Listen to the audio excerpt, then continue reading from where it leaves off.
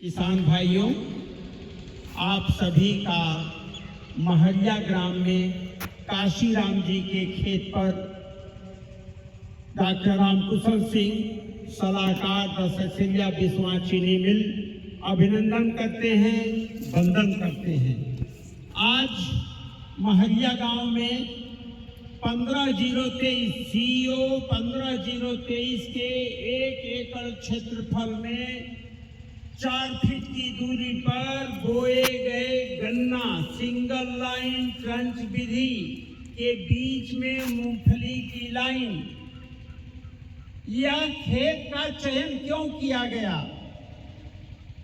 हमारे जो star performer हैं, हम लोग हर महीने बौद्धिक इंटेलिजेंसिया बढ़ाने के लिए टेस्ट लेते हैं और हमारे स्टार परफॉर्मर अंजुम सिंह तोमर जो शेरपुर जोन के इंचार्ज हैं, हमारे सुपरवाइजर उमाकांत जी जिन्होंने बिस्वा चीनी मिल में सीओ 15,023 को सर्वाधिक लोकप्रिय बनाया है किसानों में, और वर्तमान में हमारे एजीएम केन डेवलपमेंट अरुण कुमार सिंह, जिनकी वजह से टॉप बोरर के दूसरी पीढ़ी का समूल विनाश करने की दिशा में हम आगे चल रहे हैं।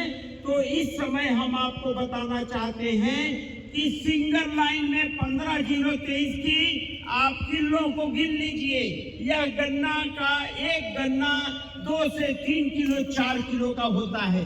मूंगफली की फसल, मित्रों, जब मूंगफली की आप बुआई करते हैं तो उस दाने को राइजोबियम या हमारे द्वारा बनाए गए अमृत पानी से उपचारित करें, फिर इसकी बुआई कर दें। और आप सभी किसान भाइयों को हम इस प्रदर्शन के माध्यम से बताना चाहते हैं कि मूंगफली और गन्ना मतलब 50,000 से 75,000 रुपए का शुद्ध लाभ मात्र 90 दिन से 110 दिन के बीच में। और चूंकि मूंगफली दाली फसल है तो राइजोबियम प्राकृतिक नाइट्रोजन जबरदस्त खेत में देगा। जब आपकी मूंगफली कट जाएगी तो इसका मिट्टी चढ़ाना न भूलें, जिससे इसके सड़े हुए जड़ें जैविक खाद बनाए, राइजोबियम से जैविक नाइट्रोजन मिले तो 1/3 गन्ने को खाद के रूप में हमारी मूंगफली से प्राप्त होता है। प्लस किसान को मात्र 3 महीने में आपको 50,000 से 75,000 प्रति एकड़ का शुद्ध लाभ मिलता है। इसी क्रम में मैं अरुण कुमार सिंह, सहायक महाप्रबंधक गन्ना से गुजारिश करूंगा कि ये किसानों को बताएं कि जो दूसरी पीढ़ी है टॉप बोरर की, उसका उन्मूलन कैसे करें। अरुण कुमार सिंह। किसान भाइयों, ये जो दूसरी पीढ़ी है और जो इसके बाद तीसरी पीढ़ी आएगी, ये गन्ने के अगेती प्रजाति के गन्ने के लिए सबसे हानिकारक साबित हो रही है। अभी दूसरी पीढ़ी 5 अप्रैल के बाद से अब दूसरी पीढ़ी चल रही है। इसका खेत में सबसे अच्छी पहचान है कि इन पत्तियों में छेद हो जाते हैं। कीड़ा जब अंदर काटता है गोप में, जब पत्तियां बाहर निकलती है तो इसमें छेद पाया जाता है।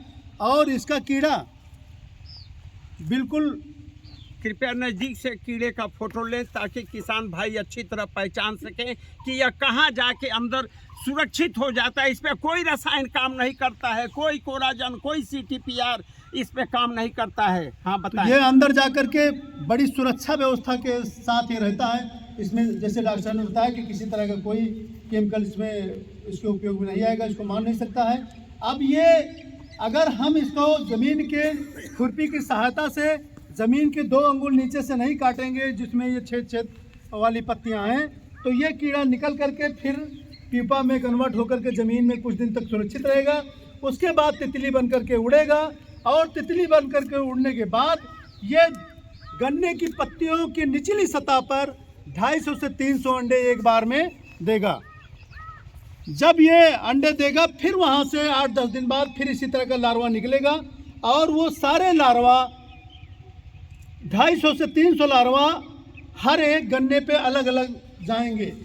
एक गन्ने पे एक ही लार्वा जाएगा, जिससे अगर हम एक कीड़े का उन्मूलन कर लेते हैं, एक कीड़े को निकाल करके अपने जानवरों को खिला देते हैं, ये कीड़े सहित पौधे को निकाल करके या जला देते हैं, तो ये कीड़े से निकालने से हमारा 300 पौधा बच जाएगा।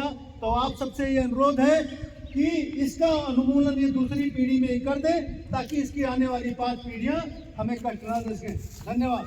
धन्यवाद अरुण कुमार सिंह जी। तो किसान भाई, आप लोगों ने साफ बोरर के दूसरी पीढ़ी की पहचान जान लिए।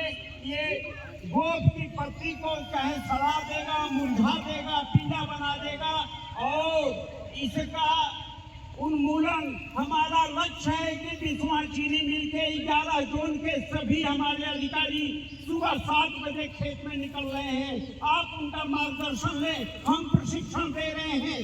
हमारा लक्ष्य है कि प्रतिदिन 60,000 से 1 लाख क्लम्प की कटिंग होनी चाहिए, जिससे हमारे किसान भाइयों का गाढ़ा धन, पैसा कीटनाशक या कीटनाशक कंपनियों को न जाए। तो जो आप CTPR, कोराजन, नेक्स्टजेन आदि दवाओं से डालते हैं, यह दवाएं कोई भी दूसरी पीढ़ी में काम नहीं करती है।